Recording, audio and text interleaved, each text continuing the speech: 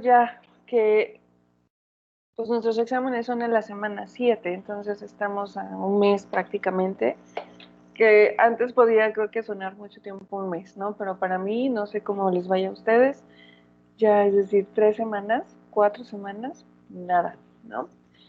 Este,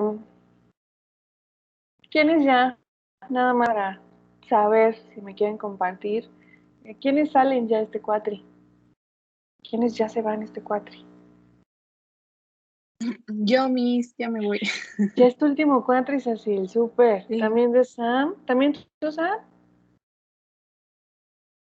sí, Ahora. Miss, ya acabamos este cuatri. Ay, me da mucho gusto. Creo que se me quedó ahí la cara congelada. Ahí está. Ok, pues muchas, así que padrísimo. Ya su último cuatri y qué curioso, ¿no? Hay muchos empezaron este cuatri pues en línea y les toca a ustedes terminarlo en línea y bueno, no importa. Toda esta cosa de la adaptación me da mucho gusto. Bien, ay, espérenme, estoy teniendo como problemas con la máquina, de pronto se me pasma. Quizá no se quería desgastar. También Efraín dice que es su último cuatri. Qué emoción, me da mucha emoción. Eh, lo lograron. Ya están por llegar a la mitad del último cuatrimestre. Eso es todo. Y los demás, por favor, que sé que están más cerca, no se me vayan a desesperar. De repente, las circunstancias no son las más fáciles, pero no se me vayan a desesperar. Ay, también Romina se va a este cuatri, híjoles. Bien, pues va a ser una generación yo creo que chiquita. Digo, comunicación y empresas del entretenimiento no creo que hayan sido generaciones grandes. La Academia de Comunicación nunca hemos sido muchos, somos la academia más pequeñita de todas las academias. Entonces, pues eso también es de reconocerse, ¿no? Que siendo la más pequeña, pues haya un alto índice de egresados. Y no sé cómo les esté yendo, pero creo que ahorita no, gracias a Dios, no hay examen EGEL, ¿o sí? ¿Ustedes qué saben? Que es el coco de muchos ese examen. ¿No saben? Bueno, ok. Estoy entrando a Blackboard. Les digo, mi máquina anda un poquito lenta. Últimamente se quiere actualizar y actualizar y como no la dejo, creo que también ahí se alentan los sistemas. Uh-huh. Bien, entonces, lenguaje. Ya está.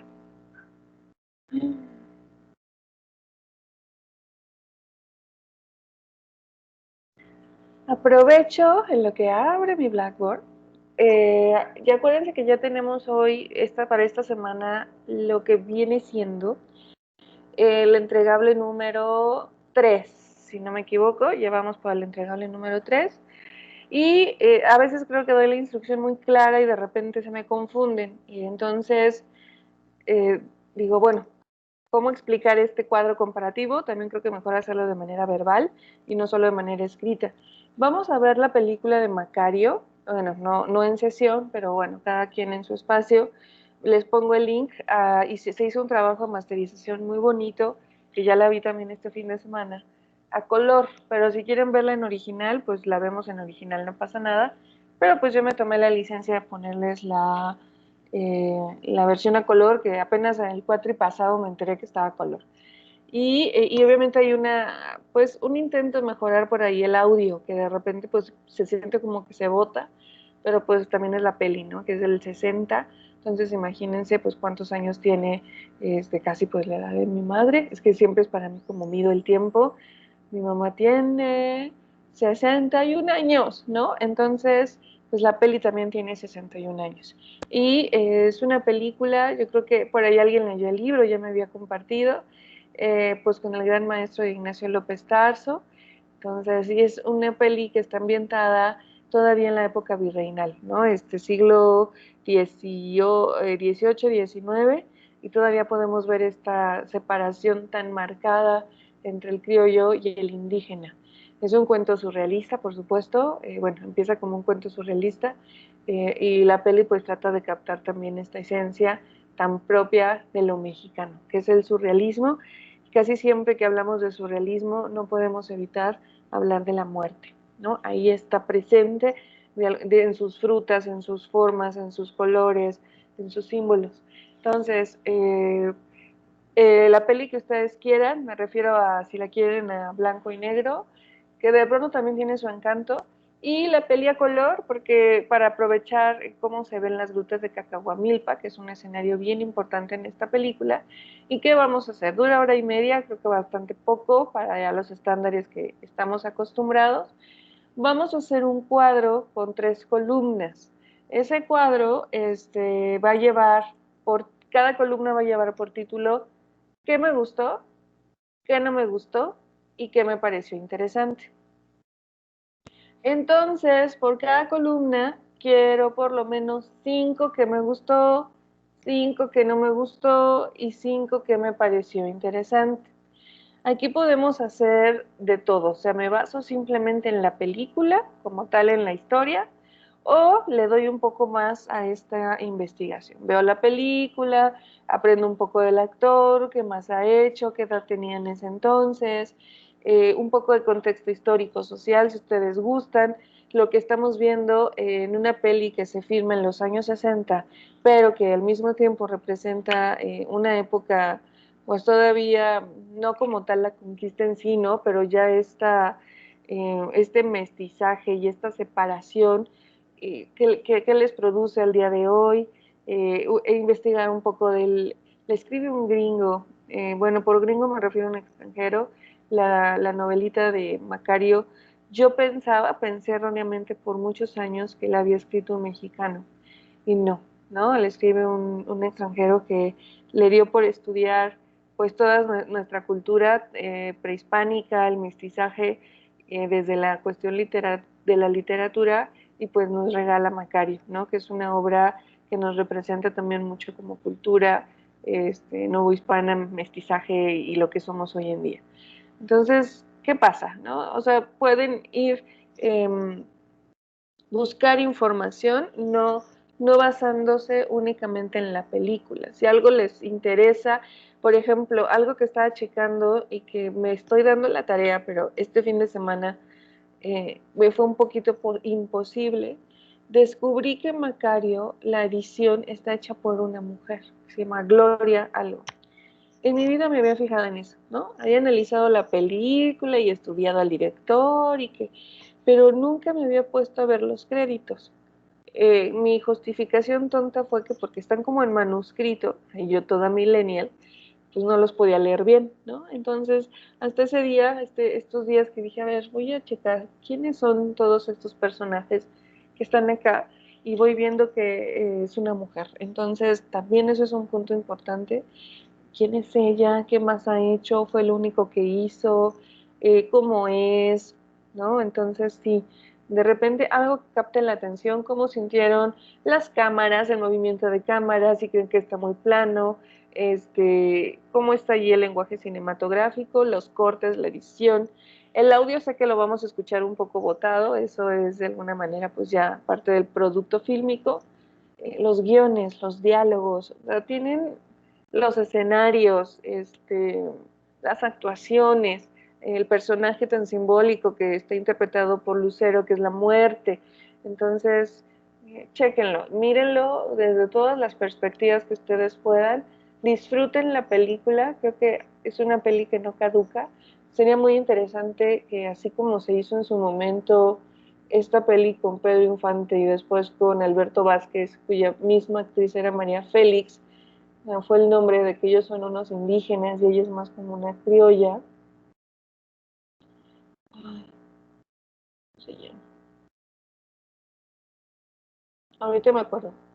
Que son también películas a color, que vienen también de nuestra canasta popular, pues se hacen dos versiones, ¿no? Y ahorita a veces decimos, por ahí había preguntado Jazz, que no sé si anda por acá, bueno, ¿y por qué no se ha hecho más en el cine mexicano?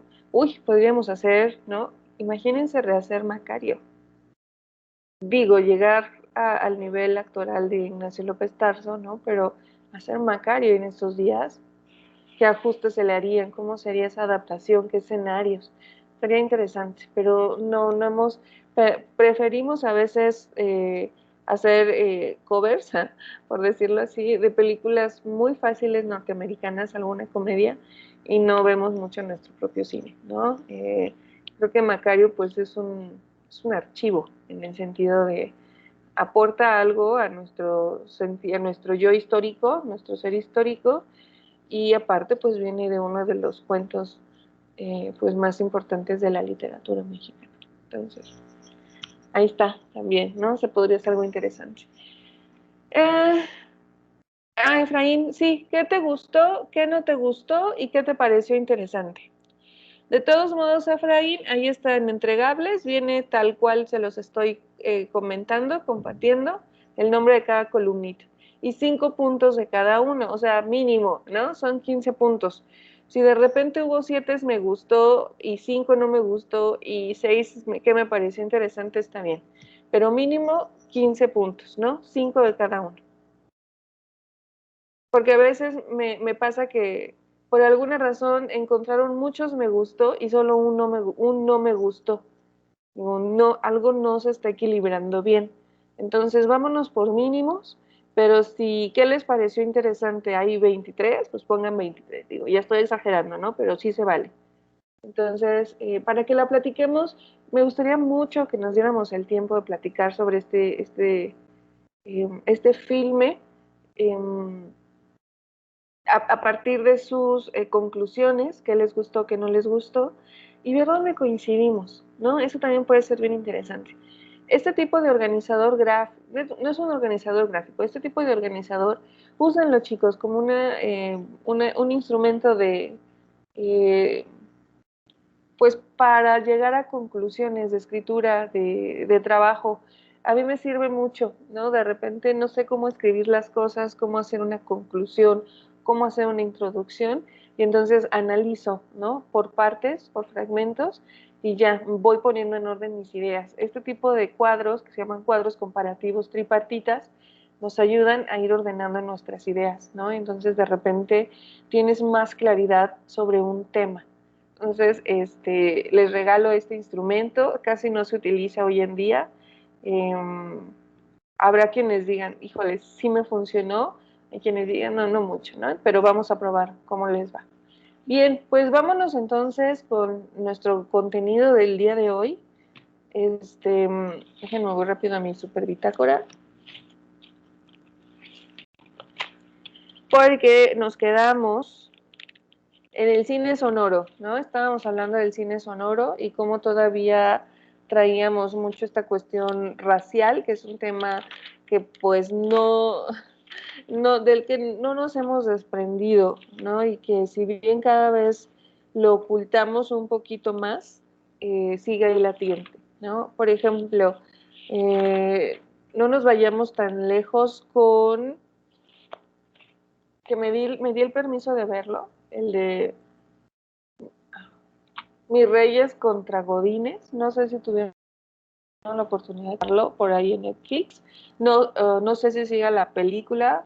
Y dije, wow, no esperaba mucho en un sentido de tratamiento, la verdad que no. También hay que saber, ¿no? No esperaba la obra maestra.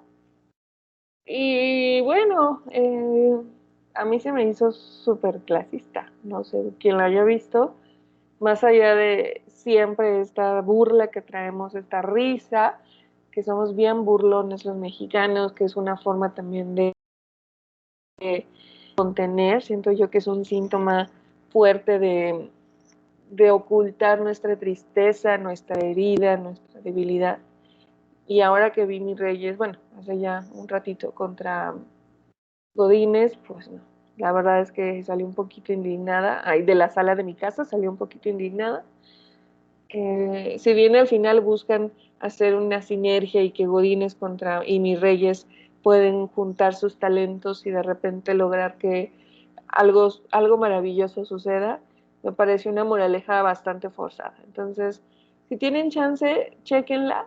Creo que hay cosas rescatables, por supuesto, ¿no? Pero en esencia creo que no nos damos cuenta de nuestro clasismo, solo lo vemos a la distancia, no lo vemos cuando estamos adentro, entonces hay que prestar atención, ¿no? Recuerden siempre que el cine es un reflejo y son síntomas, ¿no? Los síntomas, ¿qué es un síntoma? Es algo que sucede de manera automática en nuestra conducta, un síntoma psicológico, un síntoma psíquico, ¿no? Entonces, nuestro clasismo es un síntoma social. Por más que la mayoría digamos, no, es que está mal y no hay que clasificar a la gente por su color de piel o que porque estudió en tal escuela, pues sí, cuando lo intelectualizamos, sabemos que está mal, pero cuando lo vivimos de una manera automática en un estado inconsciente, repetimos el patrón, ¿no? Entonces, eh, ahí está. Bien. Cine de oro mexicano. No sé si se acuerdan y no sé qué pasó con Canal 4. Antes había una televisora que se llamaba Canal 4. Después también se llamó Canal 9, que me encantaba porque era un canal de puras películas viejitas, ¿no? Y después pusieron no solo películas viejitas, que me refiero al cine de oro mexicano, sino después también ya telenovelas muy viejitas. Entonces ahí tuve la oportunidad de volver, bueno, de ver por primera vez Quinceañera. No sé, para ustedes, ¿qué tan antigua es esa telenovela con Adela Noriega y Thalía? Muy jóvenes, Ernesto Laguardia, que fue un clásico para nosotros los mexicanos, Quinceañera, ¿no? Corazón Salvaje, por ejemplo, con Edith González, con Eduardo Palomo, que lamentablemente, pues, ambos ya fallecieron. Y creo que es de la productora Carla Estrada, ¿no? Que hizo mucho, intentó hacer mucha telenovela histórica, todo lo que tiene que ver con el vuelo del águila, esta cuestión de el porfiriato, un poco la revolución. Estaban ustedes, yo creo que muy, muy bebitos, si es que todavía no nacían, pero sí fue un cambio de paradigma para Televisa, que hablar de cine en México y de televisión, pues es hablar de Televisa, ¿no? Queramos o no. Y es la poquita participación que han tenido las mujeres, por ejemplo, Carla Estrada, ¿no? Y creo que ha sido una muy buena participación. La serie o la novela de El vuelo del águila, que es la historia de Porfirio Díaz desde su juventud hasta su vejez y vemos todo este contexto. O sea, estamos hablando de una época importantísima que es el porfiriato en México. Eh, pues se llevó incluso a video, ¿no? O sea, la novela tuvo tanto éxito y salía hasta las 10 de la noche por considerarse, bueno, 9 de la noche, por considerarse contenido de adulto, que después, bueno, pasa a convertirse en una colección en videocassette, ¿no? Y México no habíamos visto desde el cine de oro mexicano, pues toda esta producción también de vestuario, de locación, de escenografía, de un contexto histórico. O sea, se rompe con todo cuando llegan estas pelis históricas y después ya llegan mucho más adelante, sí, telenovelas de época, pero ya con una historia de amor, ¿no? O sea, ya no hay un tema como tal histórico, sino la imposibilidad del amor y otra vez el clasismo, yo pobre, tú rica, pero nos amamos, ¿no? Este, la servidumbre como siempre involucrada. Entonces, todo eso lo hace Carla Estrada y creo que no ha tenido por ahí un reconocimiento, ¿no? De decir, bueno, vamos a buscar mostrar. Creo que Televisa, más allá de sus intereses hipercapitalistas, porque los tiene, puedo decir que ha habido intenciones incluso pedagógicas, como comentábamos por ahí de la Rosa de Guadalupe, ¿no? Que podemos usar nuestro prejuicio y decir es muy malo, pero sí es una educación moral. Entonces, aquellas personas que no tienen los recursos para saber qué está bien y qué está mal en estas épocas tan convulsas, pues la Rosa de Guadalupe como que ahí medio moraliza un poquito, ¿no? Ya se habla muy distinto de la homosexualidad, este, de la homoparentalidad, de las mujeres en un contexto pues más feminista. Digo, no estoy diciendo que sea maravilloso, porque no me parece maravilloso, pero sí puedo ver muy analíticamente pues que busca esa parte como de decir esto es lo que está bien hoy en día, ¿no? Y lo mismo se buscó con estas eh, grandes producciones del Porfiriato, educar, o sea, y entonces imagínense ver interpretado o sea, en carne y hueso a un Porfirio Díaz, a un Benito Juárez, a un Maximiliano de Hamburgo, a la Güera Rodríguez, es impresionante, ¿no? Con grandes actores en su momento, Zurita, que fue por ahí un Porfirio joven, eh, Espíndola, bueno, en fin. Entonces, traemos mucho esta parte todavía educativa, ¿no? Por la falta de recursos para la enseñanza. Y me tomé muy en serio la recomendación de Jazz. Entonces ya bajé el textito que estábamos platicando, que tiene que ver con cine, Diego Rivera, Eisenstein y todos estos personajes. Y ya les estaré compartiendo ahí cosas interesantes porque está muy bueno, ¿no? Un ensayo ahí bastante interesante y ya que tiene algunos años. Bueno, entonces, cine de oro mexicano, les decía, antes teníamos un canal bien bonito que era Canal 9, Canal 4, Canal 9, y ahí todo el tiempo, a la hora que nosotros prendiéramos la tele, había una película de cine de oro mexicano o una telenovela que por lo menos había pasado hacía 20 años atrás, ¿no? Y por alguna razón el canal murió, se convirtió en otra cosa, y dices, chin, creo que era un buen repositorio, ¿no? Para estar viendo, pues, películas mexicanas de todo tipo. Tizoc se llama la película, que también está basada en otro cuento, ¿no? ¿Quién ha visto Tizoc antes de compartir? ¿Quién vio Tizoc? La famosa del cuando el ticolote canta, el indio muere. ¿Por qué andan hoy tan callados? O estoy yo muy congelada o no sé qué pasa. No me acuerdo haberla visto, o bueno, tal vez sí, Gracias. pero no toda completa, o sea, no me acuerdo completa de la película. Ya tengo muchísimo tiempo que no veo Sí, bueno. películas de cine de oro mexicano. Ok, Cecil, gracias. ¿Sí fuiste Cecil? Sí, Pero sí.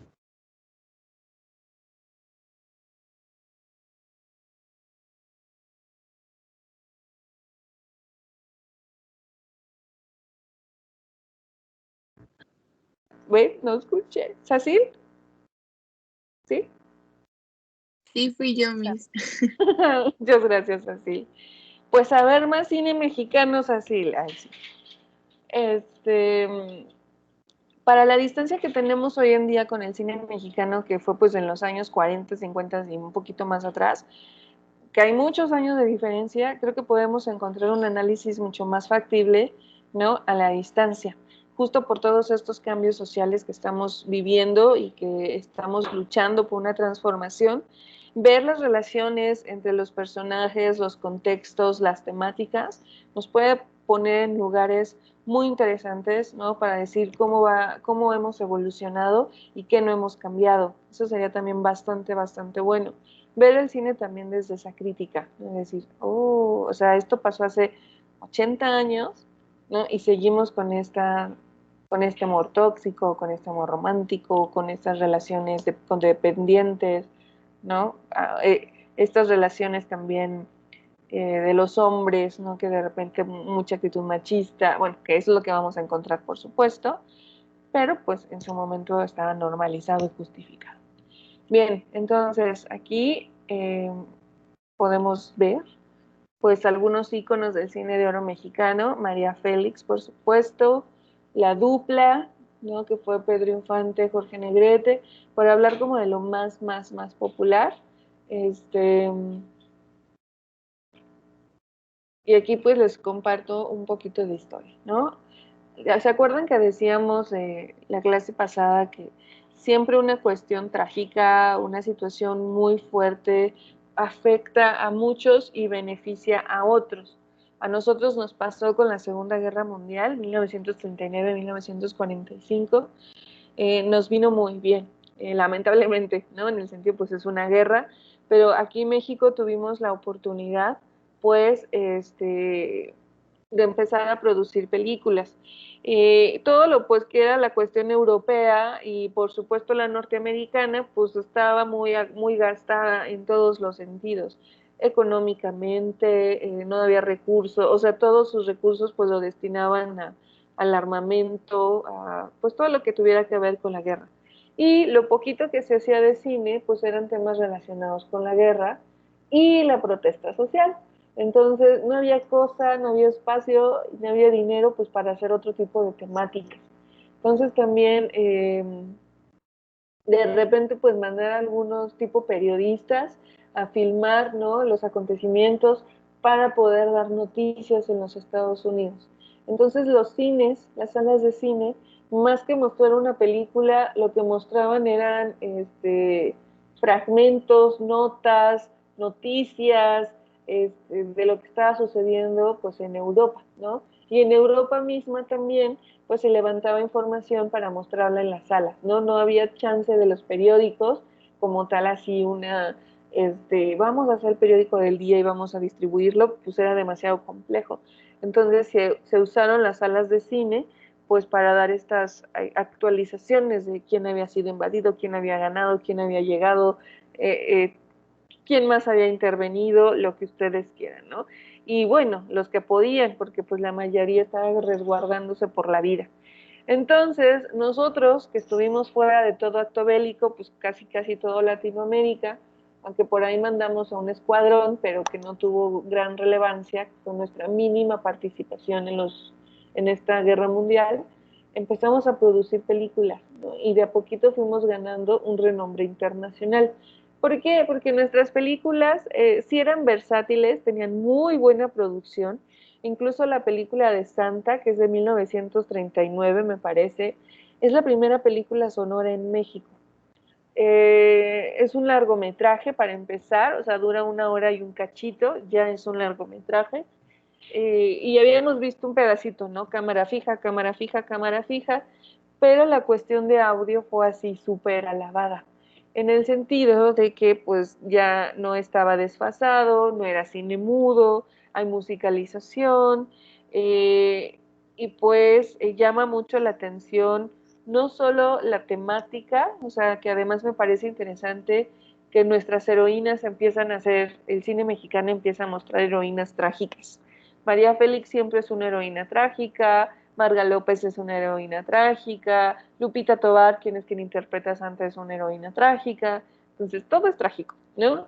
Mujeres que caen en una situación de indecencia, en una situación que moralmente pues es incorrecta, entonces vemos ahí todo ese momento de transformación.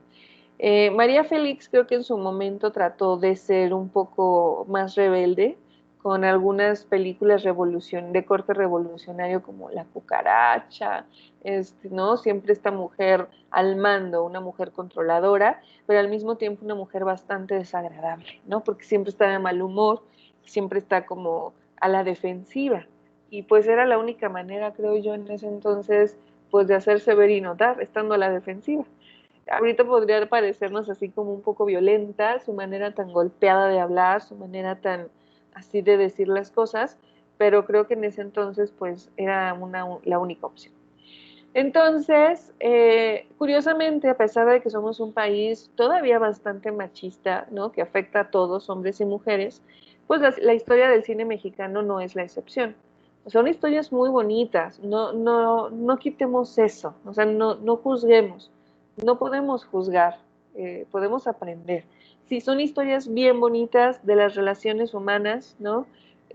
Pero sí entender que están repitiendo, que son un espejo de la cultura. Entonces de repente yo veo pelis así de los 50 y ya no me resulta verosímil, ¿no? En el sentido de esta mujer que renuncia a todo por amor.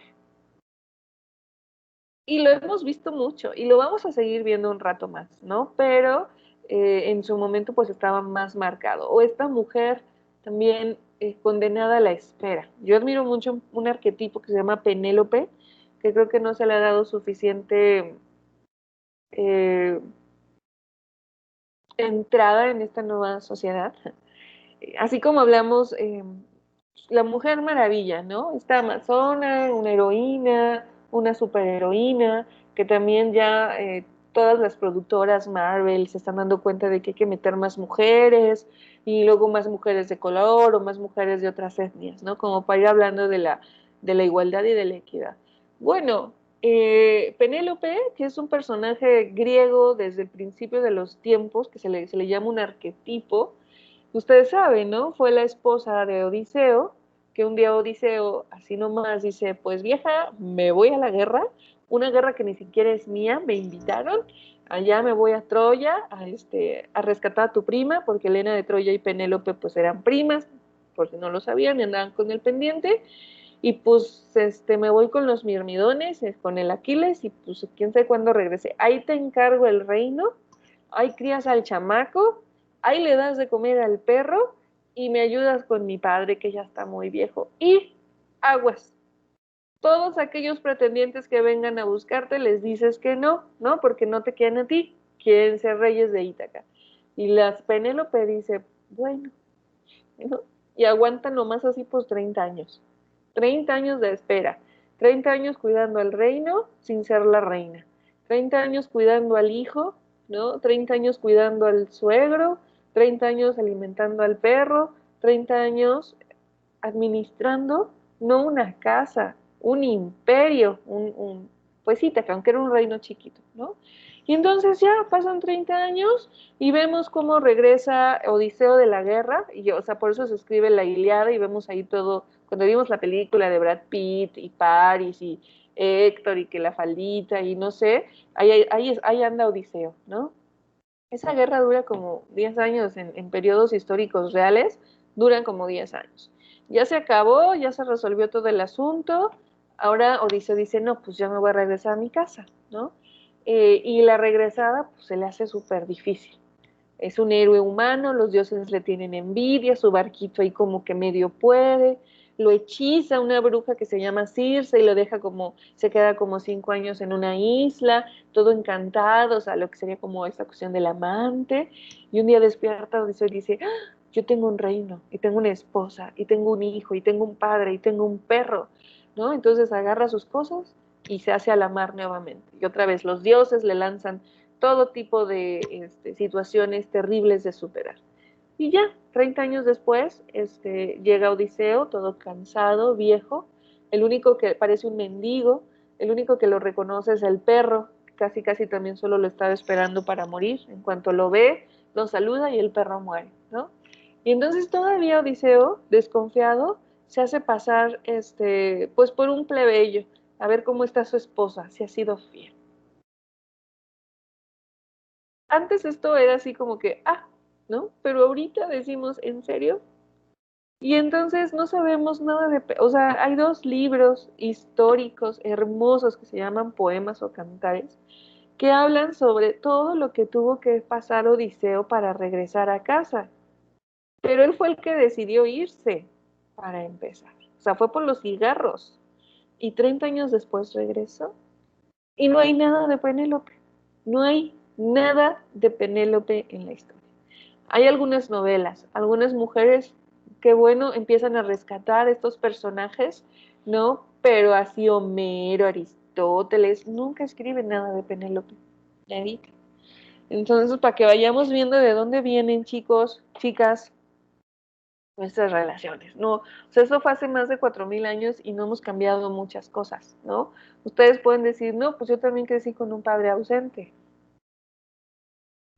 Muchos creo que crecimos, hombres y mujeres crecimos con un padre ausente. Eh, y no es que el papá sea malo, ¿no? O sea, el trabajo, la vida, las situaciones, ¿no? Ir como diciendo, Entonces, así digo, me regreso mucho tiempo más para acá, a los años 50, a los años, pues 1939, 1945, Y por alguna razón también inconsciente decidimos que nuestra historia de cine mexicano pues sean más estas heroínas trágicas, ¿no? Mujeres dolorosas, mujeres sufrientes, hermosas y sufrientes. Y los hombres, cantores, charros, guapos, con miedo a mostrar una sensibilidad. Por eso hay que ver cine mexicano para que podamos analizarlo, ¿no? Ya no lo veamos desde la normalidad, sino desde el análisis. Bueno, aquí les pongo, ¿no? Latinoamérica era una tierra poco explorada en términos artísticos y fuimos nosotros, los mexicanos, quienes tomamos la batuta. O sea, yo creo que hablar de cine chileno, cine argentino en estas épocas, pues sí ha de haber, por supuesto, pero nosotros sobresalimos, ¿no? Como el ombligo de la luna que somos, la verdad es que eh, nos convertimos en una sensación. Aquí hay algunas películas que fueron como pioneras en este género, que como les comentaba es Santa, que es la primera peli sonora en México de Federico Gamboa, y pues Lupita Tovar, que es una actriz súper jovencita, o sea, tenía 19 años, ¿verdad? Entonces, y el gran trabajo que se avienta haciendo ya no teatro, sino cine, y además cine sonoro. Entonces, sí es un súper trabajo, y bueno, Lupita Tovar en su momento, pues también fue considerada una belleza de mujer, ¿no? Una de las actrices más bellas de la época, y podemos notar, pues, todo el rostro muy acorde a los cánones de ese entonces. Después viene La Mujer del Puerto, de otro gran director mexicano que es Domingo Soler. Los hermanos Soler hicieron mucho, mucho, mucho cine mexicano, cine de oro mexicano, y con Andrea Palpa, ¿no? Y otra vez, una mujer de la noche, una mujer misteriosa, una mujer sin pudor, ¿no? Que vive en estos ambientes oscuros que son los cabarets, que son los bares, ¿no? Que también tenían antes un paradigma más como de subcultura. Ahorita vamos a un antro, vamos a un bar y pues a divertirse, ¿no? Y antes no, o sea, entrar a un tugurio de este tipo era incluso mal visto. Y tenemos una película que marca una tendencia bien importante con Allá en el Rancho Grande, que suena como pues a chiste, yo creo que un poquito, no parece un título como muy formal, de Fernando de Fuentes, otro gran director mexicano, y es así, creo que se va hasta los Óscares esta peli, ¿no? Y ponen el misterio del alma mexicana en una película de emoción y amor. Y ya estamos hablando, algunos tuvieron la oportunidad, Tito Guizar, ¿no? O sea, un Tito Guizar muy joven, todavía hizo algunas telenovelas con Talía en María del Mar, como el abuelo, ya un viejitititito, ¿no? Pero fue otro gran, gran, gran actor de la época, ¿no? Tito Guizar. Esther Fernández, René Cardona, Carlos López, ¿no? Entonces, aquí ya pasamos, por ejemplo, en Santa tenemos un México todavía no muy descubierto, ¿no? Un México donde podemos apreciar que todavía está dividido con estos pueblos que no se juntan como tal en la Ciudad de México y podemos reconocer algunos espacios en su forma original y dices, no, por favor, San Ángel, por ejemplo, nada que ver con lo que es hoy San Ángel, ¿no? Y también dices, wow, así era antes San Ángel, pues es maravilloso. La Mujer del Puerto, pues no hay muchas escenas urbanas, es más una peli intimista, o sea, de espacios más cerrados, pero en una ciudad, estamos hablando mucho de la urbanidad. Y allá en el Rancho Grande, pues sí, vemos algo que sobresale mucho en nuestro cine mexicano, voy hablando muy rápido, que es la cuestión rural, ¿no? Nos encantan las películas que tienen estos paisajes rurales, ¿no? Los lagos, las siembras, los ranchos, el pueblo, los empedrados, todavía el uso del caballo. O sea, imagínense, un actor en esa época totalmente capitalino era un requisito que supiera montar, ¿no? Porque el caballo, pues era el medio de transporte que se usó por mucho tiempo y pues había que hacerlo, ¿no? O sea, el actor, sobre todo el varón, tenía que saber cantar y tenía que saber montar, nomás para empezar, ¿no? Y verse bien en un traje charro, que no creo que cualquiera, ¿no? Se vea muy bien en un traje charro y andar ahí con las botas y todo. Entonces, mínimos, ¿no? Requisitos mínimos. Qué impresionante. Ahorita yo creo que un actor pues aprenderá a montar, pero no con la maestría como con lo que se hacía en este tipo de película. Entonces, nomás ahí la demanda, ¿no? Aquí está, ¿no? De las primeras películas que se produjeron exitosamente están Santa, que surge en 1931, La Mujer del Puerto, que es de 1934, y Allá en el Rancho Grande, 1936, o sea, hace, casi 100 años, o sea, en 10 años, poquito más, cumplen 100 años estas películas. Esta última, la que es en el Rancho Grande, dio pie a que el cine mexicano se consolidara como sólido, ¿no? Y se despunta a nivel internacional. Llega a Europa, llega a Estados Unidos y ya somos considerados, pues, para todos estos festivales que empiezan a existir. Los Óscares ya existen. Entonces ya así de quiénes son estos mexicanos, ¿no? ¿Por qué cuentan así esta historia? ¿Cómo es esto de la ruralidad? Y les encanta porque también nuestro cine ya es una mezcla de musical, así que le gustan los musicales. Eh, el personaje le canta a la personaje, ¿no? Y la personaje también de repente en su soledad canta. Entonces somos muy musicales y eso gusta muchísimo. Tanto en cuestiones dramáticas como en cuestiones cómicas está la música allá adentro. O no falta que esté el trío, ¿no? De guitarras también por ahí acompañando, y eso no se había visto, no, no se había visto. Entonces, y vamos nosotros haciendo esta fórmula que nos dura bastante tiempo. Entonces tenemos la música, ¿no? Esta forma tipo musical, y aunque sea una historia trágica, dramática, siempre está la parte cómica. Algún personaje chistoso, como la guayaba y la tostada, ¿no? Que son estos personajitos de nosotros los pobres, que son miserables, que son patéticas, o sea, son personas que no tienen ningún futuro, que la pasan mal, pero se vuelven estas cositas cómicas, ¿no? Entonces ya nos relajan a nosotros como espectadores y seguimos centrados en la tragedia de Pedro Infante, ¿no? Por ejemplo, de Chachita. Eh, y se repite mucho después. Ahorita la novela mexicana también tiene mucho esta parte cómica, que curiosamente logra desprenderse y tenemos Nacasia y Nacaranda, el Víctor y el Héctor, Mamalucha, ¿no? Con María de todos los Ángeles, creo que se llama Mamalucha. Se desprende, o sea, toma su propia autonomía y tiene su propia identidad.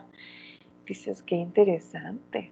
Y también empezamos a tener series como Nosotros los Gómez, el doctor Cándido Pérez, ¿no? Que son estas cosas cómicas, estas situaciones cotidianas, el albur, por supuesto, y también los roles sociales muy marcados, ¿no? Los hijos, la madre, el padre, la sexualidad binaria, muy, la tendencia ahí está, ¿no? Entonces dices, ok, ¿no? Pero viene pues desde 1931, esta parte cómica, y que sería bien interesante, que no nos toca analizar, pero sería bien interesante cómo esta comedia, cómo estos personajes cómicos, que también bueno, no en literatura, literatura y guión se le llama el personaje bufón, entra, ¿no? Para relajar al espectador, pero pues toma conciencia de sí mismo y se desprende. Y si se fijan, siempre los personajes cómicos son personajes pobres. Hay una serie que casi siempre me encuentro, no recuerdo el nombre, pero viven en un edificio. Entonces, vecinos. Vemos ahí varios apartamentos, ¿no? Que la mayoría de nosotros pues vivimos en un edificio. Y está el director de cine, está la chica guapa, está el gerente, que, ¿no? Hay varios personajes, el señor que se ha jubilado, ¿no? Pero, situaciones muy, muy ordinarias en ese sentido. Pero más allá de eso, siempre es la vecindad, la naquez, el hablar mal, o sea, tener la nacasia, el vítor, ¿no? La pronunciación equivocada de las cosas o de las palabras, y hay hasta cierta ingenuidad, ¿no? Este personaje que aún en su pobreza, en su mediocridad, pues se enamora, ¿no? Y entonces ya, toda esta cuestión del enamoramiento y nos reímos, ¿no? No nos damos cuenta que nos estamos riendo de nosotros mismos en un sentido no muy sano. Les voy a compartir, ahorita lo voy a buscar, ahorita que les comparta por si les interesa, un texto que se llama Nosotros los Nacos. Es un texto muy chiquito, 2 cuartillas, un articulito de qué significa naco en México, para empezar, por qué usamos tanto esa palabra y cómo es que estamos todo el tiempo caricaturizando a este personaje, ¿no? Que el naco puede vivir tanto en la Merced, en Tepito, en la Pensil, como puede estar en la Condesa, Santa Fe, así lugares más bohemios o más elitistas. Entonces, desde aquí ya lo traemos, ¿no? Este personajito cómico. Y bueno, México pues empieza a tener sus propias productoras de películas, ¿no? Tenemos, por ejemplo, Casa Films, que creo que sigue vigente, Filmex, Films Mundiales, Cinematográfica Calderón, Películas Rodríguez, Mier y Brooks.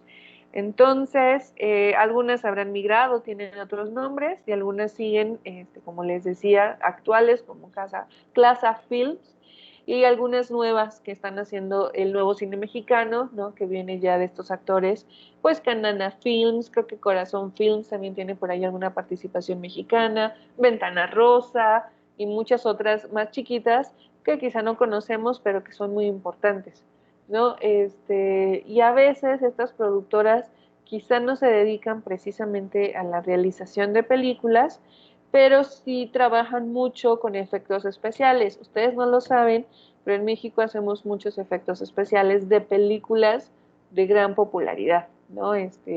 Algunas películas de superhéroes de acción gringas, aquí venimos y vienen aquí para hacer estos efectos especiales. Y son productoras chiquitas, ¿no? Bueno, chiquitas entre comillas, que están en Polanco.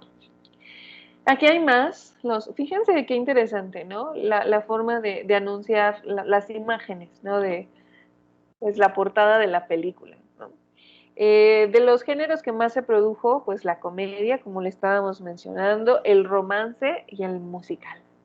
Entonces, aquí tenemos una de las películas que tuvo también gran aceptación internacional, ya con Pedro Armendáriz como actor, y él dirigida por Emilio Indio Fernández como director, que hizo cosas bien interesantes, pues es Flor Silvestre, ¿no? Donde tenemos a Dolores del Río, con esta belleza clásica, con estos encuadres, close-ups muy típicos del cine mexicano, pues se presentó en festivales y bueno, Pedro Armendáriz y Dolores del Río yo creo que no estaban preparados para una fama tan espectacular como se les vino encima, ¿no? De gran notoriedad.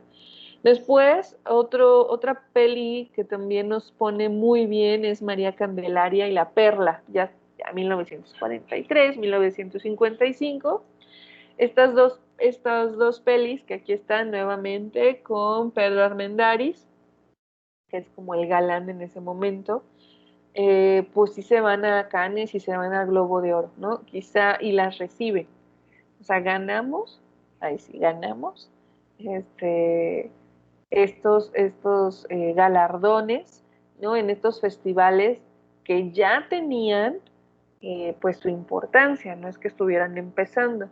Y pues son estas relaciones, ¿no? Que es lo que gusta mucho. Como pueden ver, esta relación de personajes rurales, ¿no?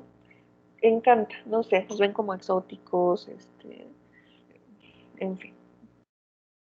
Casi no funcionan las pelis como más situadas en ciudad.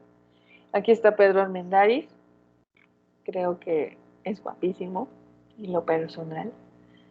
Unos ojos verdes muy profundos. Incluso dicen que no, este es Emilio el Indio Fernández, perdón. Emilio el Indio Fernández era tan proporcionado, tan proporcionado, que en él se basó la estatuilla para hacer el Oscar, ¿no? En sus proporciones corpóreas. Eso dicen, yo no lo sé. Tenía un cuerpo muy armónico, ¿no? Todas las medidas, toda su simetría era fascinante. Aquí hay algunos actores icónicos del cine mexicano, a ver si lo ubican, digo, va de menor a mayor, ¿no? Pedro Infante, yo creo que todos conocemos a Pedro Infante, Jorge Negrete, Dolores del Río, María Félix, Arturo de Córdoba, Mario Moreno Cantinflas, Germán Valdés Tintán, Sara García, la abuelita, Silvia Pinal, Marga López, Katy Jurado e Ignacio López Tarso. Por mencionar algunos, ¿no? Por mencionar algunos, hay muchos.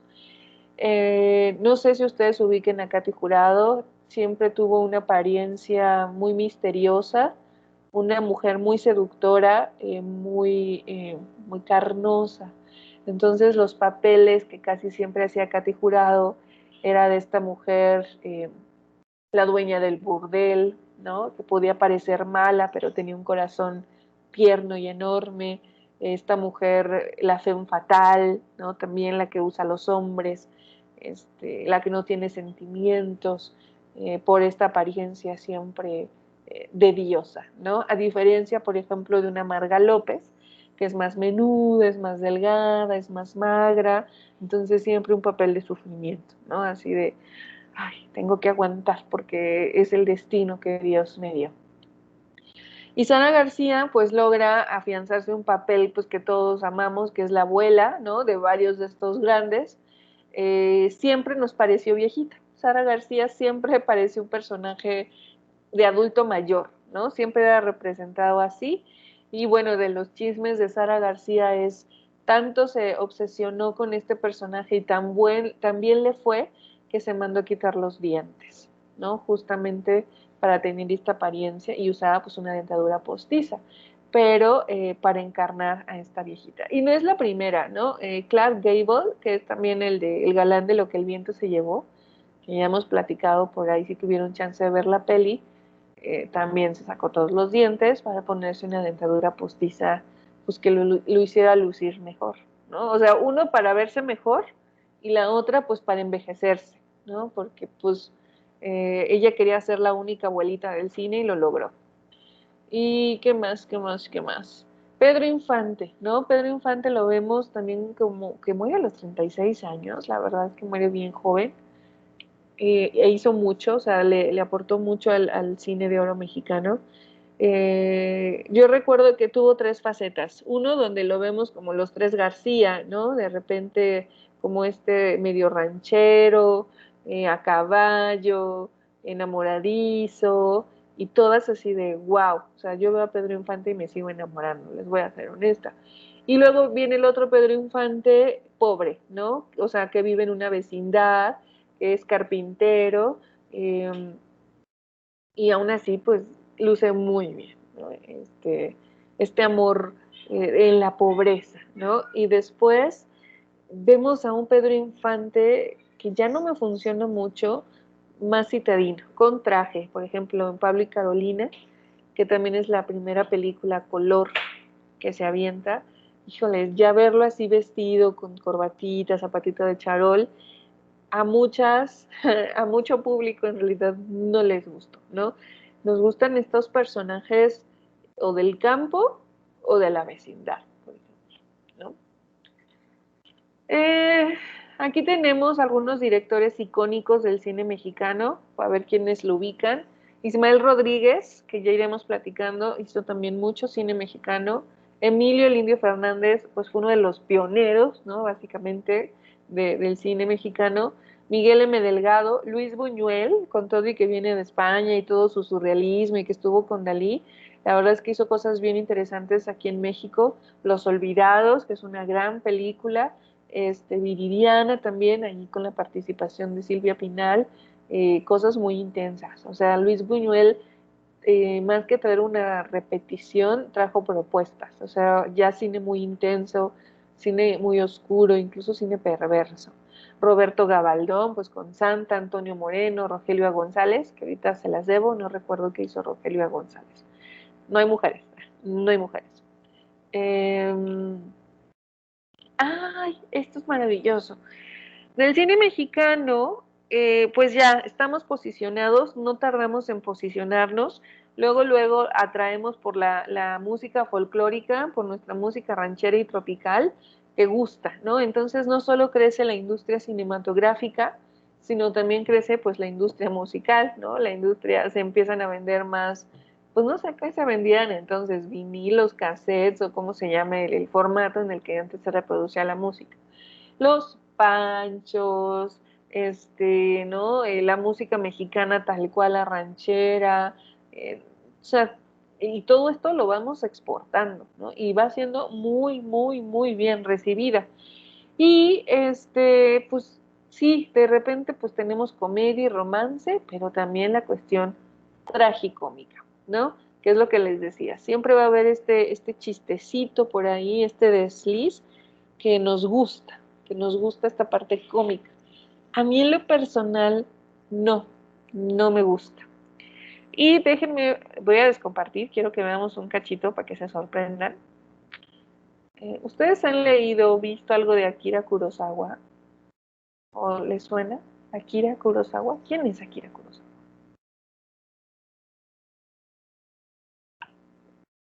¿Nadie? Así me voy a quedar callada. No, Por... Gracias, Samantha. Por ese no. Adolfo, ¿quién es Akira Kurosawa? ¿Sabes? ¿La has No oído? sé, nunca la he escuchado. Ok, gracias. No está mal decir no sé. Akira Kurosawa es un director japonés que hizo películas icónicas como nada más y nada menos que Los Siete Samuráis. Si hablamos de cine clásico, o sea, de la historia del cine en general, vamos a caer con Akira Kurosawa, ¿no? Eh, Cuando hagamos esta actividad de los directores, vamos a explorar un poquito más al señor Akira Kurosawa. Y los fanáticos del cine también pueden decirte, ah, Akira Kurosawa y Los Siete Samuráis, y son películas maravillosas, magistrales por su temática, por su coreografía, por sus personajes, ¿no? Entonces, Akira Kurosawa, siendo ya una mega leyenda, eh, tiene un actor muso, así como Almodóvar tiene sus actores, actrices musas, ¿no? Ya ven que de repente los directores como que se enganchan con ciertos actores porque les gustó trabajar con ellos, porque hay una química, en fin. Pues Akira Kurosawa tiene uno, ahorita les digo el nombre. ¿Y qué hizo ese personaje en México? O sea, de Japón para México. Estoy buscando. Se llama... Espera, se me acaba de ir el nombre. Akira Kurosawa.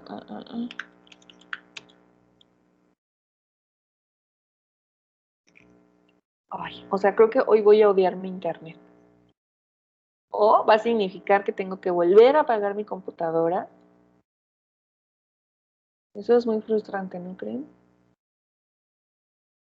Así, y ya contándoles mis penas mayores, me pidió una actualización de esas muy acá y me cuesta abrir Word como no tienen idea. O sea, es así de... Mías tiene Mac, ¿no? Ajá. Sí, es que están tratando de hacerlo. Creo que se llama Big Sur no sé qué. A mí también me ha estado pidiendo la actualización, pero como los programas son pues chafitas, pues no la puedo hacer porque si no se botan. Y sí me está costando trabajo, como que se quedan como que pasmados, no sé, todo lo de Office y como que cuando lo quiere abrir, nada más el iconito como que brinca y no hace Exacto, nada. exacto. Entonces, no, lo que he hecho, salvo ese día que les pedí, sí, por favor, me da terror apagar mi computadora. O sea, pobrecita, antes de ese día, yo creo que no la había apagado en meses. O sea, la pongo en reposo, justo Ujú. porque sé que si la vuelvo, si la apago y la prendo, abrir Word o abrir PowerPoint, o sea, se vuelve, así como dices, nada más brinca el iconito y nada, ¿no? Y es súper frustrante, pues porque uno quiere pues ya hacer uso de sus aplicaciones y ha sido Ujú. terrible, ¿no? Espérenme, la estoy Sí, buscando mis. porque entonces, uy, de repente sí. Digo, la tecnología, como dice Marshall McLuhan, por ahí quienes ya pasaron por teorías de la comunicación, todo lo que inventamos en medios tecnológicos es una extensión de nuestro cuerpo, ¿no? O sea, el libro es una extensión de la memoria, la rueda es una extensión del pie, y así. Entonces la computadora, pues es la ropa es una extensión de la piel. la compu, o sea, que es tan necesario hoy en día, pues es una extensión integral de todo, de nuestro aprendizaje, de la vida, del diario vivir, y me parece de repente que la sufrimos, ¿no? O sea, si la compu no funciona, si internet no funciona, ¿qué dices? O sea, perdón, ¿qué dices? Muy interesante ese tema. Espérenme, chicos, espérenme. Muchas veces trato de tener como todo ya muy preparado, aquí está, pero me emociono, entonces me vienen referentes que no tengo, entonces quiero compartírselos, por eso me tardo en buscar. Pero ya, este señor que está aquí, voy a volver a compartir y ahorita vamos a ver este pedacito visual que quiero que vean. Se llama... ¿ven? Está lenta. Ay, ahí estábamos acá.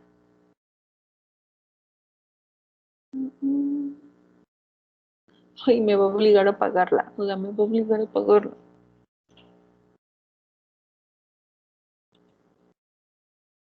Vamos.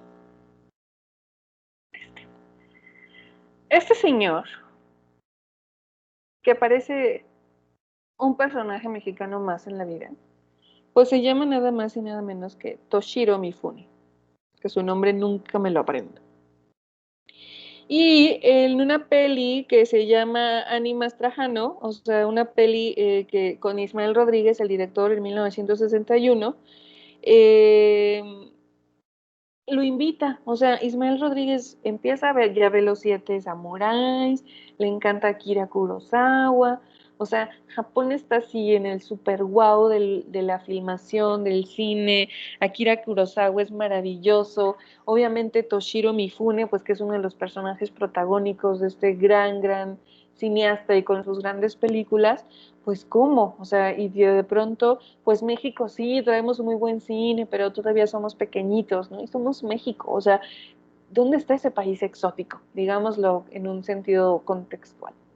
Y entonces Ismael Rodríguez dice, es que yo quiero a Toshiro Mifune, yo quiero a Toshiro Mifune para que haga este personaje de Animas Trajano, ¿no? Y todo el mundo así como de, ¿cómo crees? Pues se va a Japón, el Ismael Rodríguez, ahí con toda su mexicanidad, se va a Japón, contacta con Toshiro Mifune y Toshiro Mifune dice, va. O sea, por supuesto, porque Toshiro no es japonés, es chino. O sea, esta habilidad para transformarse. Ustedes saben que China y Japón por muchos años tuvieron conflictos muy fuertes, no solo de identidad, sino bélicos. Entonces, que un chino interprete un japonés, pues era así, ¿cómo se te ocurre? ¿No? Y entonces, pero nadie se entera hasta mucho tiempo después que Toshiro en realidad era chino y representa pues la cultura japonesa en los siete samuráis y todo el mundo queda así como impactado. Y de repente, pues viene Ismael Rodríguez y lo invita a, a representar un indígena mexicano oaxaqueño. Y Toshiro dice, sí, y Toshiro en ese entonces ya ganaba un montón de dinero y ya estaba así súper guau, o sea, ya era un dios, ¿no? Y le pagan nada. O sea, porque a Toshiro le importa pues el personaje, porque le gusta el cine mexicano, porque le causa curiosidad interpretar algo que sale totalmente de su zona de confort, a un indígena oaxaqueño. ¿Y qué creen? Es que aquí lo anoté todo, porque son muchos datos. Este, Por ejemplo, también sé que este señor aprendió, nunca aprendió a hablar español, pero sí se aprendió los diálogos en español. O sea, él no sabía qué fregados estaba diciendo, pero él se los aprendía, ¿no? Con lo mejor que podía hacer, y también no solo intentó, o sea, no solo se aprendió sus diálogos, sino que también trató de darle entonación, pero ya fue mucho, ¿no? Entonces sí, su voz está doblada, porque pues ya, o sea, sí está padre que te aprendas los diálogos, pero ya manejar un tono, pues es algo que lleva mucha práctica y se hace en mucho tiempo. Entonces, pero por eso sí coincide, ahorita vamos a ver un pedacito, cuando él habla, ¿no? Sí coincide el doblaje o la voz superpuesta con el movimiento de la boca, porque sí, Toshiro se súper comprometió a hablar los diálogos en español. Lo mismo sucedió con esta película, que espero que sí la hayan visto, de Como agua para chocolate, por favor. También basada en una obra muy bonita, creo que de Laura Esquivel. Una obra muy femenina, aquí ya empieza con esta cosa femenina.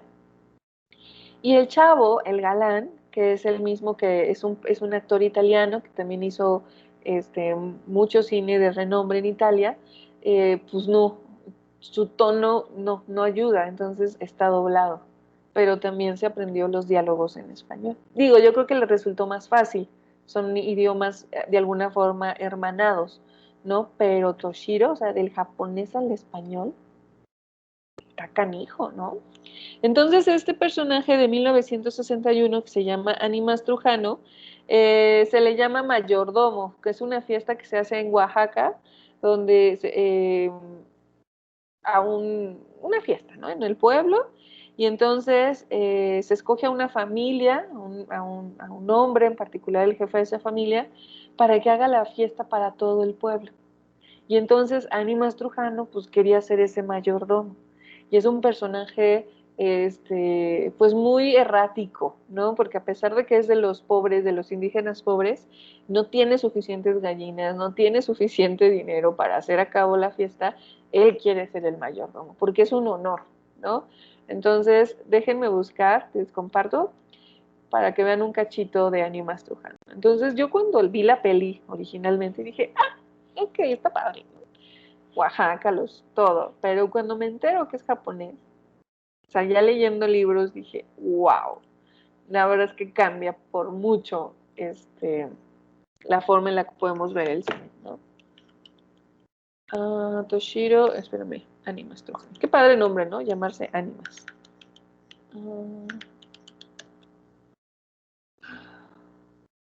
A ver si está el trailer. Toshiro Mifune. Y bueno, Toshiro Mifune también, tengan chance, porfa, vean por ahí Los Siete Samuráis. Él hace al samurái de honor. Y también hace otra peli con este señor Akira que es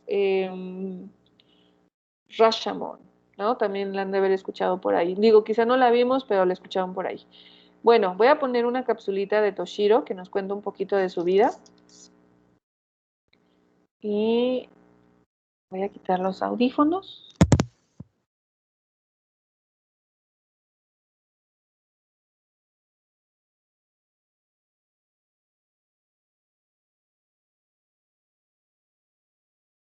Se puede adaptar y es un indígena oaxaqueño. Bueno, yo estoy impactada todavía. Tiene que pasar toda esta cosa.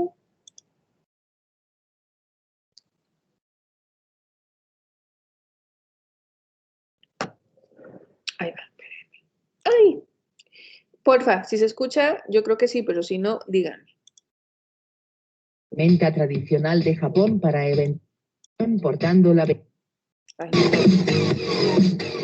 bajo el avión portando la vestimenta tradicional de Japón para eventos especiales. Un Montsuki Aori Akama posó para los fotógrafos y dijo que se había aprendido ya sus diálogos en español. Era Toshiro Mifune, la estrella internacional, el samurái, uno de los actores consentidos de Akira Kurosawa, que venía a nuestro país para filmar a las órdenes del director Ismael Rodríguez la película Animas Trujano. Era abril de 1961 y Mifune ya había alcanzado la fama gracias a cintas como Los Siete Samuráis, Rashomon, La Fortaleza Escondida, Trono de Sangre. Tenía ofertas para actuar en otros países pero eligió México. A finales de abril de 1961.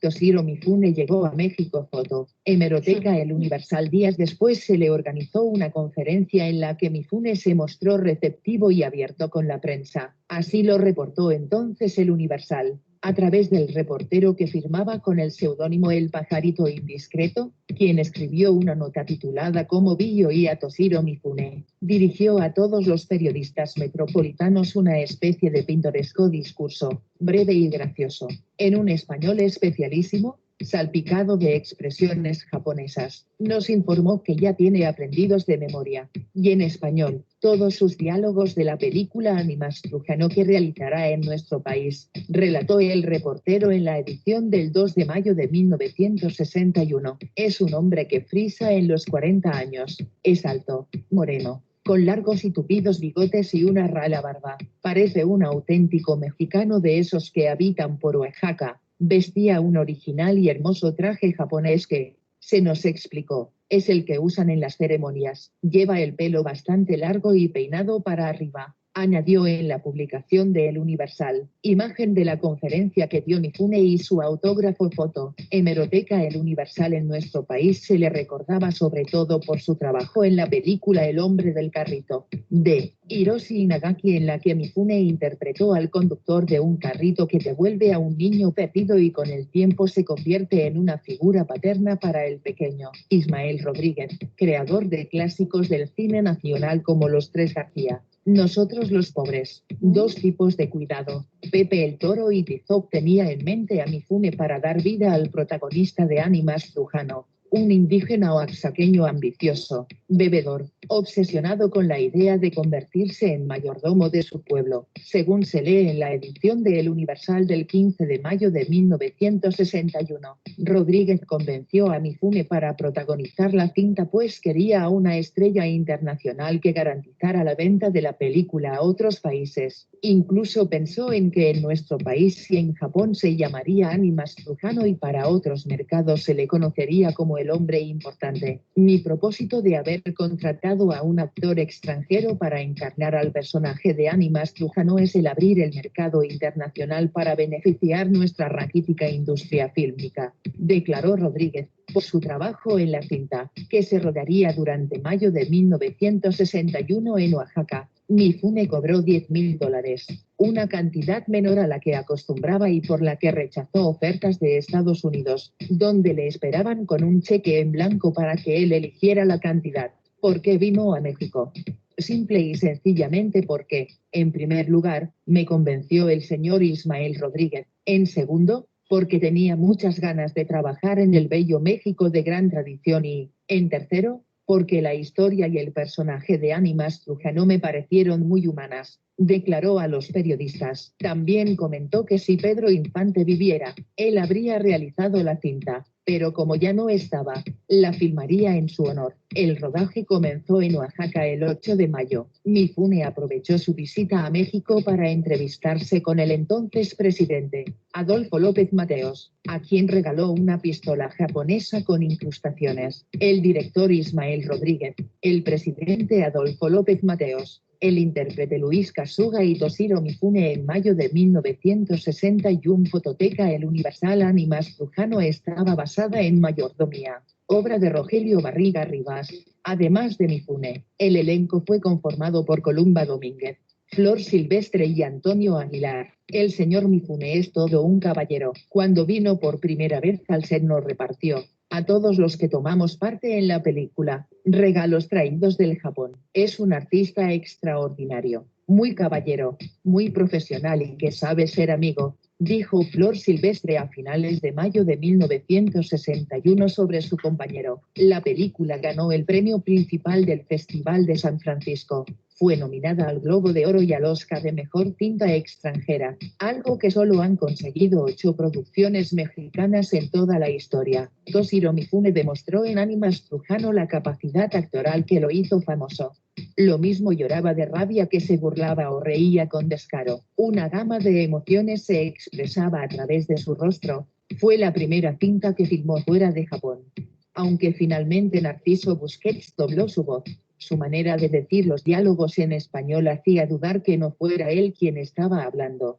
Mifune siguió su amistad con Columba Domínguez. En noviembre de 1961, El Universal publicó el fragmento de una carta que el actor japonés le envió, y donde demostró cuánto lo había dejado marcado México. Viví con ustedes nuevas sensaciones que la vida ofrece en lo espiritual y en lo material. Tuve la satisfacción de encontrarme con ustedes mexicanos, en su propia tierra, tierra que les ha dado lo que el pueblo mexicano vale y al que respeto y quiero como a mi propio Japón. Hemeroteca El...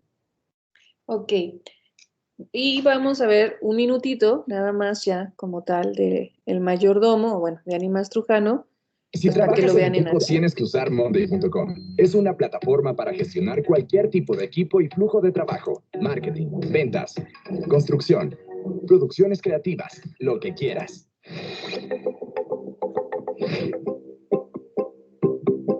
Ay, no, espérenme. Quiero que sea... Déjame descomparto. Un cachito de la peli, no más Animas Trujano.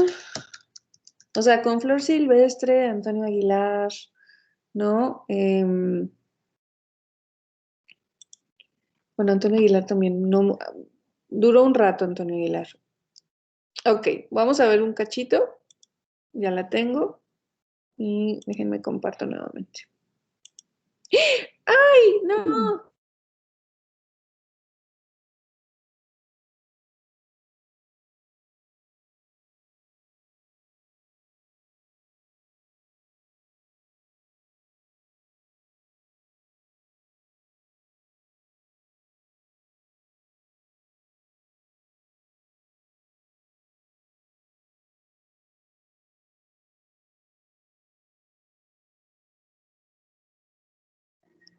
Sorry, le di a abandonar. Ya estoy por acá. Muy bien, espérenme, ya lo encontré. Ya esto se acabó. Me puso otra. Animas Trujano, película.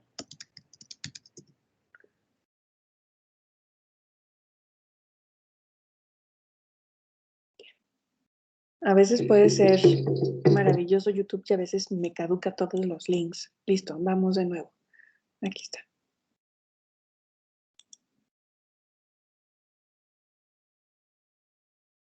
Vamos, computadora.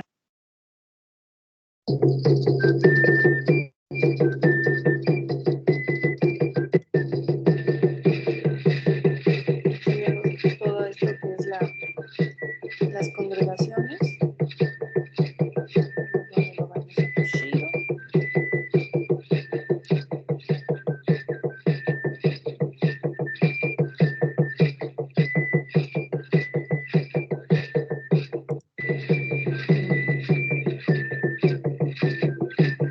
Qué increíble, ya no lo encuentro. Lo siento. Todavía el cuatri pasado tenía aquí unos links, pero veo que como que me checa todo lo que veo y luego me dice, no te lo voy a dejar ver, ¿no? Te voy a dejar ver algunos cachitos. A ver acá. Ahí está, a ver si sí.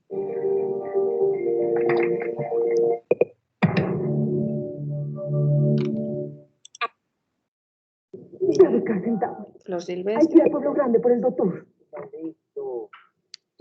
¿Qué voy entonces? Animas Trujano no pide limón. Hace 58 años estrenó en México. Sorry, me quedó mal YouTube, terriblemente. Ok, bueno, estábamos hablando básicamente, yo, ¿no? Me obsesioné con Toshiro Mifune, pero sobre el cine mexicano. O sea, como Ismael Rodríguez, ustedes pueden checar, o sea, ya está diciendo en el periódico que nuestra raquítica industria fílmica. Y sí, ya estamos en los 60, viene una época bien interesante, que se llama el cine de ficheras, ¿no? Pero eso vamos a verlo después. Vamos a seguir ahorita con el cine de oro mexicano. Déjenme ver qué tanto nos falta. Son 8:25 y comparto nuevamente. Bueno, y pudieron ver que todo el trabajo que ha hecho el director o que hizo el Ismael Rodríguez, ¿no? Los Tres García, Nosotros los Pobres, Ánimas Trujano. O sea, la verdad es que sí tiene un recorrido bastante amplio y por algo, pues fue uno de los directores o es uno de los directores más importantes del cine de oro mexicano porque dejó un gran legado, ¿no? Después, ya por los 50, los finales de los 40, viene algo que no tiene mucha relevancia, o sea, sí se ve, pero, y se quedó en los libros de cine de México, pero no se explotó tanto, eso me refiero con relevancia, que es el cine negro y el cine de terror y fantasía, que es algo que no se caracteriza mucho cuando hablamos de cine mexicano. El cine negro también se le conoció como el cine de gángsters, ¿no? Que se inspiró en el cine hollywoodense. Ahí empezamos ya a ver a otros horizontes y qué podemos traer a México. Entonces, su máximo exponente pues fue un director que se llama Juan Orol, que le gustaba mucho el cine gangsteril de Estados Unidos, ya estos italoamericanos, ¿no? La mafia, Chicago. Entonces dice, pues me lo voy a llevar a México. Y es un cine que no se conoce mucho, es muy difícil de encontrar, si acaso en la Cineteca, no hay algunos archivos, pero así que vayamos a una tiendita pirata y busquemos cine gangsters mexicano, pues acaso una o dos películas, ¿no? Cuando se hizo más, pero que está ahorita muy, muy en el olvido. Mostraba ambientes urbanos y cabareteros, acompañados de música tropical. Un poco esta subcultura del chanchullo, un poco la subcultura de la corrupción, ¿no? Todo velado en estos ambientes, pues como aquí dice, ¿no? De cabaret, que para mí, analizando, siento que es el padre o da pie al cine de ficheras, ¿no? Aunque aquí hay un motivo que es como tal lo ilegal, ¿no? El cine de gángsters, pues que es un gángster, es un bandido, y bueno, no tiene demasiado renombre, pero pues está, ¿no? Sí hay que mencionarlo. Y después, muy pegadito, viene un género también que se le puede llamar como la ciencia ficción mexicana. Si ustedes se fijan, no hacemos mucha ciencia ficción. Creo que los gringos son particularmente buenos, se los reconozco, en la ciencia ficción, ¿no? Es un género que dominan bastante bien. México no lo hicimos tan encantadamente, entonces es donde empezamos a usar a nuestros superhéroes, ¿no? Que son los luchadores. Entonces, vampiros contra momias de Guanajuato, que si en los cadáveres vivientes, todo lo que tiene que ver con los científicos locos, que no buscan salvar al mundo, ¿no? Como este egocentrismo que tienen los norteamericanos. Bueno, también nosotros somos norteamericanos, los gringos, pero sí salvar a México, ¿no? Entonces, por ahí ustedes habrán visto o fragmentos o alguna película, pues donde el famoso santo, ¿no? Salva a México de las momias de Guanajuato, ¿no? O de las vampiresas, que además pues tiene toda esta, empieza una hipersexualidad, ¿no? Que no se notaba mucho en el cine de oro mexicano, el personaje femenino, si bien era condenado moralmente, era muy recatada, ¿no? Incluso así fuera la dueña del burdel, había hasta cierto recatamiento. Ya con nuestra ciencia ficción mexicana ya hay una hipersexualización, ¿no? O sea, desde el hombre enmascarado enseñando el torso con mallitas pegadas, ya la mujer vampira, pues con muy poca ropa, ¿no? Mostrando pues sus curvas. Entonces, estos sí son para mí preámbulos para un cine que expone más el cuerpo. Uno de los principales directores o representantes de este género, que dura muy poquito, pues fue Fernando Méndez, ¿no? Con películas como El ladrón de cadáveres, El vampiro y Los diablos del terror. Igual pueden buscar en YouTube, no están las películas o no completas, también no hay mucha información disponible gratuita, ¿no? Quizá en algún momento yo creo que sería interesante que retomáramos pues estos géneros que han quedado pues ahí, no sucede nada, ¿no? Solo es cine de oro y luego nos pasamos al nuevo cine mexicano y dices, ¿y en medio dónde está? Pues bueno, en medio está por lo menos el cine negro que intenta sobrevivir pero no lo logra y el cine de ficción mexicana pues que nos quedamos muy cortitos, o sea, y luego ya se acabaron las momias, se acabaron los vampiros y ahora qué sigue, ya no se hace más, ¿no? O repetimos los mismos tratamientos. Despuésito, pues veíamos más cine los mexicanos en la década de los 50, pero pues de repente llega la televisión y resulta que pues nos fascina la tele, entonces tiene una aceptación prácticamente inmediata. Entonces es muy normal o se logra que a pesar de la pobreza, por ejemplo, pues cada hogar mexicano tenga por lo menos un aparato de televisión. Y entonces ya se deja de ir al cine y se empieza a ver más la tele y surgen canales como XHTV, XCW, XHGC, ¿no? Y el cine pues fue perdiendo protagonismo. Entonces, porque ya empiezan las telenovelas, ya está el noticiero, ya está el programa de entretenimiento y ya no gastamos pues en ir al cine. Y aquí pone, ¿no? A quien no le guste Pedro Infante, pues lo lamento, pero muchos libros de historia de cine mexicano coinciden de muchos investigadores sobre cine, que la muerte de Pedro Infante, que fue el 15 de abril de 1957, pues también fue un gran símbolo, ¿no? Del declive glorioso mexicano. O sea, muere Pedrito y con ello también mueren las grandes historias. No en el sentido de que por Pedro se hicieran grandes historias, sino es como un símbolo, ¿no? Lo vuelvo a repetir. Ya a partir del 57 para acá, nuestro cine ha tenido ahí algunas cosas muy buenas, unas cosas muy malas, pero pierde su estabilidad, ¿no? Que nos duró unos 20 años, por ejemplo, de 1930 y tantos a 1957, ya con la entrada del cine a color, con la televisión, con el contexto político, que lo vamos a platicar, por supuesto, que es bien importante, con Adolfo López Mateos, que hizo un desastre. El cine no se ha podido, o sea, se cae y no se ha podido levantar. ¿Ha habido algunos intentos? Sí, pero, y se agradece, por supuesto, pero no ha logrado volver a tener esa gloria. Y quién sabe si la vuelva a tener. Yo espero que sí, ¿no?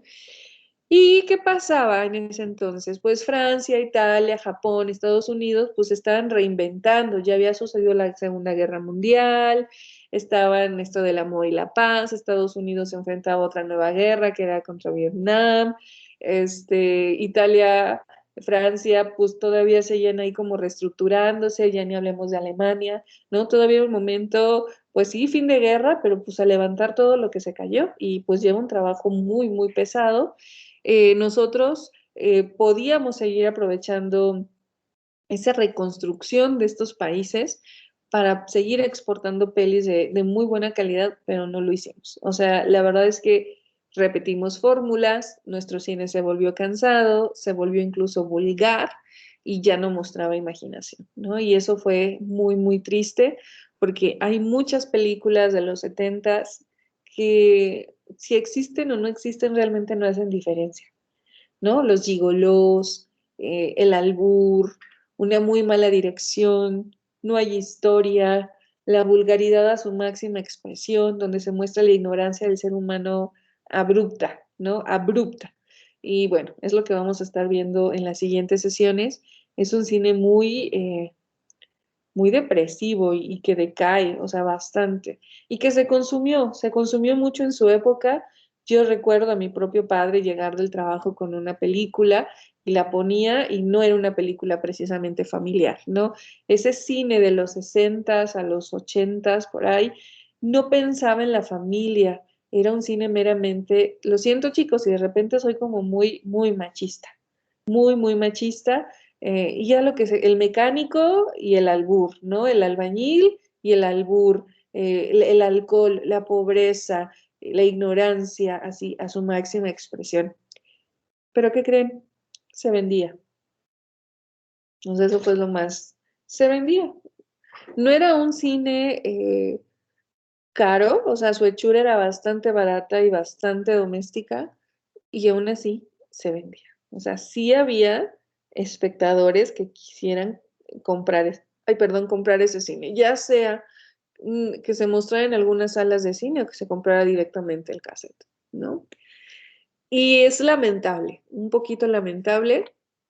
Insisto, podemos encontrar algunas cosas buenas, pero en general es un cine pues de decaimiento. Y ya, aquí recordarles qué es lo que vamos a ver. Aquí tenía la versión en blanco y negro. Les digo, yo les compartí la versión a color. No le hagan caso, ¿no? Antes ponía la opción de ver Santa o ver Macario, pero luego era difícil hacer el debate. Entonces, mejor solo vamos a ver Macario. Y pues les paso un poquito la ficha, ¿no? El director Roberto Gabaldón, los actores son Ignacio López Tarso, Pina Pellicer, Enrique Lucero, que es este gran actor que representa la muerte, drama, 1960, México, y dura 1 hora y media. Entonces, si tienen alguna duda con la tarea, pues escríbanme, por favor. Pero pues lo primerito, pues es ver la peli. A ver, ya terminamos. Ahora sí, díganme, ¿cómo están? ¿Por qué están tan callados el día de hoy? ¿Qué les pasa?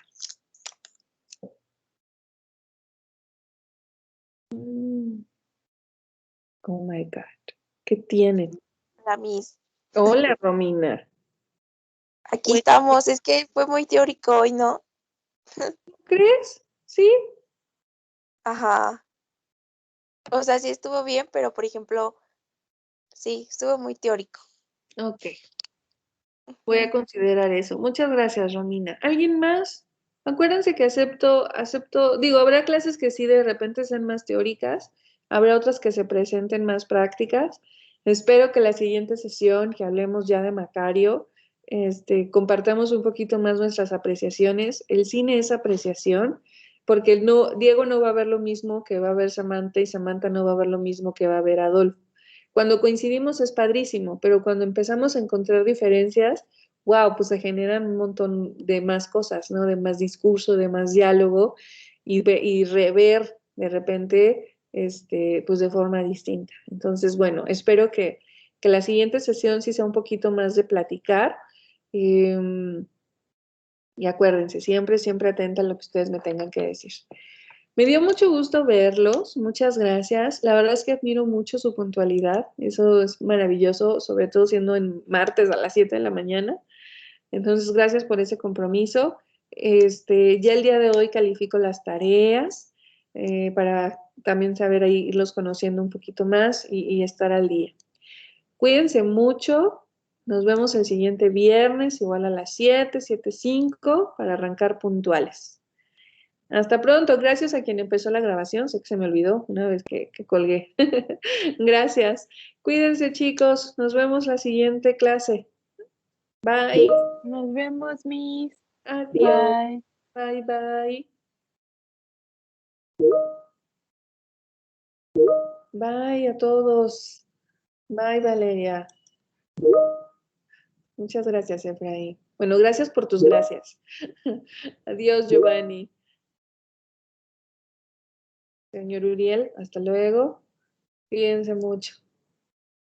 Y vamos a desgrabar. Muchas gracias.